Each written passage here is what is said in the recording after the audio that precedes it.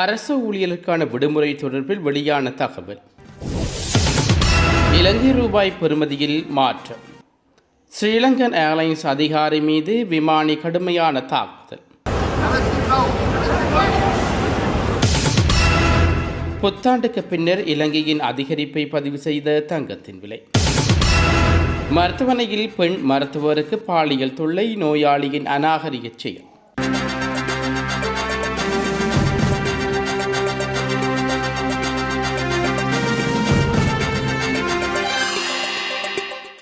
ஜனாதிபதி அன்றகுமார் திசாநாயக்க இன்று காலை மல்வத்து மகா விகாரைக்கு சென்று மகா விகார வம்சிகா சியாமோ பாலி மகாபீட மல்வத்து தரப்பின் மகாநாயக்க ஆதி வணக்கத்துக்குரிய திப்பட்டு வவே ஸ்ரீ சுமங்கல நாயக்க தேதரை சந்தித்து ஆசீர்வாதம் பெற்றுக்கொண்டார். இதன்போது மகாநாயக்க தேதர் செத் பிரித் பராயணம் செய்து ஜனாதிபதி உள்ளிட்ட குடிவினருக்கு சிங்கள தமிழ் புத்தாண்டுக்கு தனது ஆசீர்வாதங்களை வழங்கியுள்ளார்கள். சுகாதாரம் மற்றும் வெகுஜன ஊடக அமைச்சர் வைத்தியர் நலிந்த ஜேதிச உட்பட குழுவினர்கள் இந்நிகழ்வில் கலந்து கொண்டமை குறிப்பிடத்தக்கது. அரசு அலுவலகங்கள் இன்றிலிருந்து வழமை போன்று இயங்கும் என்றும் பொது நிர்வாகம், மாகாண சபைகள் மற்றும் உள்ளூராட்சி அமைச்சு அறிவித்துள்ளது. தமிழ் சிங்கள புத்தாண்டை முன்னிட்டு நேற்று மற்றும் நேற்று முன்தினம் ஆகிய தினங்களில் பொது விடுமுறை வழங்கப்பட்டிருந்தது. அதன்படி அரசு ஊழியர்களுக்கான புத்தாண்டு விடுமுறை குறிப்பிடப்பட்ட 2 தினங்கள் மாத்திரமே ஆகும். எனவே இன்று அரசு அலுவலகங்களிலும் அனைத்து பணிகளும் வழமை போல் இயங்கும். இந்நிலையில் புத்தாண்டு காரணமாக தங்களுடைய சொந்த ஊருக்கு சென்ற பயணிகள் தங்களின் தேவைகளை பூர்த்தி செய்யும் வகையில் இன்று 15 தொடக்கம் பேருந்துகளில் அதிக அளவில் சேவையில் ஈடுபடுத்தப்பட்டுள்ளதாக தேசிய போக்குவரத்து ஆணையாளர் குழு தெரிவித்துள்ளது. இதற்குடைய தேவையான அறிவுறுத்தல்கள் அனைத்து மாகாண போக்குவரத்து அதிகாரி சபைகளுக்கும் வழங்கப்பட்டுள்ளதாகவும் அதன் செய்யத்திட்ட பணிப்பாளர் ஷெரின் அதுகோரல தெரிவித்துள்ளார். இதற்கிடையில் இன்று ஒரு வழக்கமான அலுவலக நாள் என்பதால் அலுவலக தொடர்ந்து சேவைகள் வழக்கம் போல் மேற்கொள்ள திட்டமிடப்பட்டுள்ளதாக தொடர்ந்து திணைக்களம் தெரிவித்துள்ளது. பயணிகளின் தேவைகளின் அடிப்படையில் உரிய தொடர்ந்துகள் சேவையில் சேர்க்கப்படும் என்றும் இலங்கை தொடர்ந்து திணைக்களத்தின் போக்குவரத்து கண்காணிப்பாளர் அசங்க சமரசிங்க தெரிவித்துள்ளார். அஸ்வஸ்ம நிலம்புரி திட்டத்தின் முதலாம் கட்ட பயணிகளுக்கான கொடுப்பனவு எதிர்வரும் ஜூலை மாதம் தொடக்கம் மீண்டும் வழங்கப்பட உள்ளதாக நிலம்புரி நன்மைகள் சபை அறிவித்துள்ளது. பயணிகள் தொடர்பான கணக்கெடுப்பு பணிகள் நிறைவடைந்தவுடன் இந்த நடவடிக்கை எடுக்கப்படும் என்றும் தெரிவிக்கப்பட்டுள்ளது. இது குறித்து நிலம்புரி நன்மைகள் சபையின் தலைவர் நிமால் கொத்தவலகேரதே தெரிவிக்கையில் பயணிகளின் தகமைகளை உறுதிப்படுத்த நோக்கில் முன்னெடுக்கப்படும் தரவு சரிபார்ப்பு மற்றும் கள ஆய்வு மே மாதம் இறுதிக்குள் முழுமையாக நிறைவு செய்யப்படும் என்றும் எதிர்பார்க்கப்படுகிறது. இதேவேளை நிலம்புரி நன்மைகளை பெறுவதற்கான போலியான தகவல்களை வழங்குவதற்கு எதிராக கடும் சட்ட நடவடிக்கை எடுக்கப்படும் எனவும் தலைவர் எச்சரிக்கை விடுவித்துள்ளார். எனவே மோசடியான முறையில் நன்மைகளை பெற்றுக் கொண்டவர்களிடம் இருந்து அந்த நிதியை அறவிடுவதற்கும் அவர்களுக்கு எதிராக சட்டத்தை அமல்படுத்துவதற்கும் தீர்மானிக்கப்பட்டுள்ளது. தகவல்களை இற்றைப்படுத்தும் பணிகளை சீராக முன்னெடுக்கும் நோக்கில் 2023 ஆண்டு முதலாம் கட்டத்தின் கீழ் உள்வாங்கப்பட்ட பயணியாளர்களுக்கான கொடுப்பனவு காலம் ஜூன் மாதம் வரை விசேடமாக நீடிக்கப்பட்டுள்ளது. இந்த ஆய்வுகள் மற்றும் தரவு சரிபார்ப்புகள் அனைத்து முறையாக நிறைவடைந்த பின்னரும் தகுதியுடைய பயனாளர்களுக்கு ஜூலை மாதம் தொடக்கம் கொடுப்பனவுகள் தடையின்றி வழங்கப்பட உள்ளமை குறிப்பிடத்தக்கது. சித்திரை புத்தாண்டு காலப்பகுதியில் இலங்கை போக்குவரத்து சபை முன்னெடுத்துள்ள விசேட போக்குவரத்து சேவைகள் மற்றும் அதன் மூலம் ஈட்டப்பட்டுள்ள வருமானம் குறித்து சபையின் தலைவர் சஜீவ நந்தன கனகரட்ன முக்கிய தகவல் ஒன்றை வெளிப்படுத்தியுள்ளார். கடந்த 6 நாட்களில் மாத்திரம் இலங்கை போக்குவரத்து சபை 1 பில்லியன் ரூபாய் வருமானத்தை ஈட்டி சாதனை படைத்துள்ளது. குறிப்பாக ஏப்ரல் 11ஆம் தேதி மாத்திரம் 20 மில்லியன் ரூபாய் வருமானம் பதிவாகியுள்ளது. ஏப்ரல் 11ஆம் தேதி மாத்திரம் நாடு முழுவதும் 4698 பேருந்துகள் சேவையில் ஈடுபடுத்தப்பட்டன. தொடர்ந்து சேவைகள் பாதிக்கப்பட்டிருந்த நிலையில் பயணிகளின் வசதிக்காக மேலதிக 1500 பேருந்துகளும் கொழும்புக்கு வரவழைக்கப்பட்டு சேவையில் ஈடுபடுத்தப்பட்டன. கொழும்பு ஹட்டன் வீதியின் பயணிகளின் எண்ணிக்கை அதிகரித்ததால் ஒவ்வொரு 4-5 நிமிடங்களுக்கு ஒரு முறை பேருந்துகள் சேவையில் ஈடுபடுத்தப்பட்டன. இன்று முதல் கொழும்பிலிருந்து மௌலி மாவட்டங்களுக்கு செல்லும் பயணிகள் எண்ணிக்கை அதிகரித்துள்ளது. இதனை சமாளிக்க 1500 பேருந்துகள் மேலதிகமாக மேலும் 50 பேருந்துகள் தயார் நிலையில் வைக்கப்பட்டுள்ளதாகவும் தெரிவித்துள்ளார். தமிழ் சிங்கள புத்தாண்டு தினமான நேற்று ஏற்பட்ட கோர விபத்தில் குடும்பஸ்தர் ஒருவர் உயிரிழந்துள்ளார். மாத்தறை வெளிகம பகுதியில் நேற்று இரவு இடம்பெற்ற விபத்தில் 58 வயதுடைய 2 பிள்ளைகளின் தந்தையை இவ்வாறு உயிரிழந்துள்ளார். வேலைப்பட்டி நோக்கி தனது சைக்கிளில் பயணித்துக் கொண்டிருந்ததாக நபர் பின்னால் அதிவேகமாக வந்த வேன் ஒன்று மோதியுள்ளது. மோதிய வேகத்தில் கட்டுப்பாட்டை இழந்த வேன் வீதியோரம் இந்த வீடொன்றின் பாதுகாப்பு மதிலுடன் மோதி விபத்துக்குள்ளானது. இந்த விபத்தின் காரணமாக சைக்கிளில் பயணித்தவர் படுகாயமடைந்த நிலையில் உயிரிழந்துள்ளார். இவ்விபத்துக்கு காரணமாக குறித்த வேன் மற்றும் வீட்டின் பாதுகாப்பு மதில் ஆகியவற்றின் கடும் சேதங்களும் ஏற்பட்டுள்ளது. வேனின் முன்பகுதி பெருமளவில் நசுங்கியுள்ள நிலையிலும் பாதுகாப்பு மதிலும் இடிந்து விழுந்துள்ளதாக போலீசார் விசாரணைகளை தெரிய வந்துள்ளது. மேலும் விபத்தின் போது வேனை செலுத்திய பெண் சாரதியும் காயங்களுக்குள்ளாகியுள்ளார். அவர் உடனடியாக மீட்கப்பட்டு சிகிச்சைகளுக்காக வைத்தியசாலையில் அனுமதிக்கப்பட்டுள்ளார். சம்பவம் தொடர்பில் மேலதிக விசாரணைகளை போலீசார் முன்னெடுத்து வருகின்றமை குறிப்பிடத்தக்கது. கிளிநொச்சி ஏனையின் பிரதான வீதியில் பாதசாரி கடவையில் வீதியை கடக்க முயன்ற நபர் ஒருவர் வாகனத்தில் மோதி உயர்ந்துள்ளார்.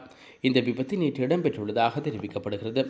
யாழ்ப்பாணத்திலிருந்து வவுனியா நோக்கி அதிவேகமாக சென்ற வேன் ஒன்றே பாதசாரி கடவையூடாக வீதியை கடக்க முயன்ற நபர் மீது மோதி விபத்துக்குள்ளானது.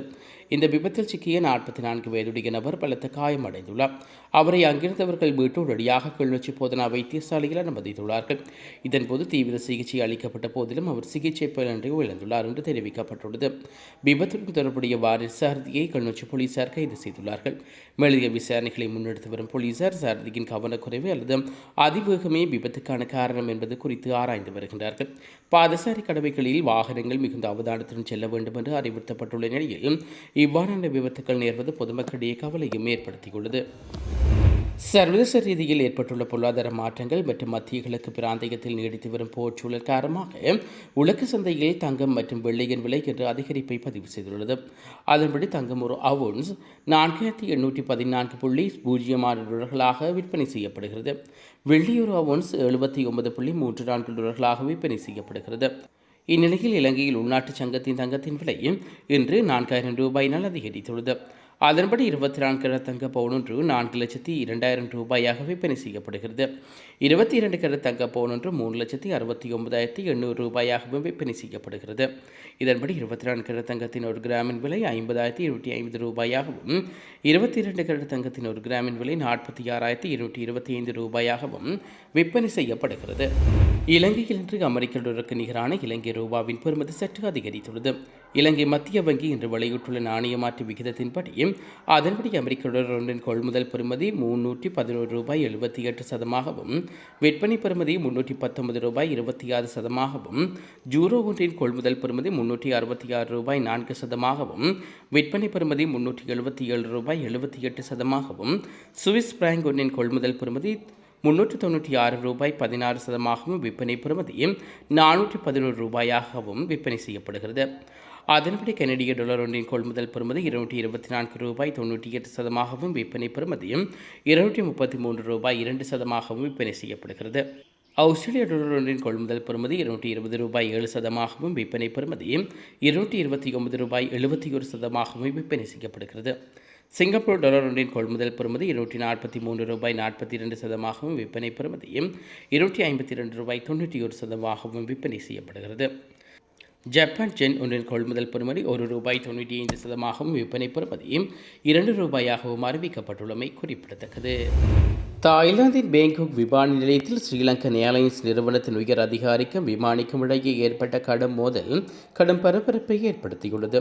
ஸ்ரீலங்கன் ஏர்லைன்ஸ் நிறுவனத்தின் தாய்லாந்துக்கான பொறுப்பதிகாரி அமிதாப் அந்தானி பிள்ளை மற்றும் ஜூஎல் 403 விமானத்தின் விமானி ஆகியோரே இவ்வாறு மோதிக்கொண்டதாக செய்திகளில் தெரிவிக்கப்படுகிறது. குறித்த விமானத்தில் தடை செய்யப்பட்ட பொருட்கள் கடத்தப்படுவதாக தகவல் கிடைத்துள்ளது.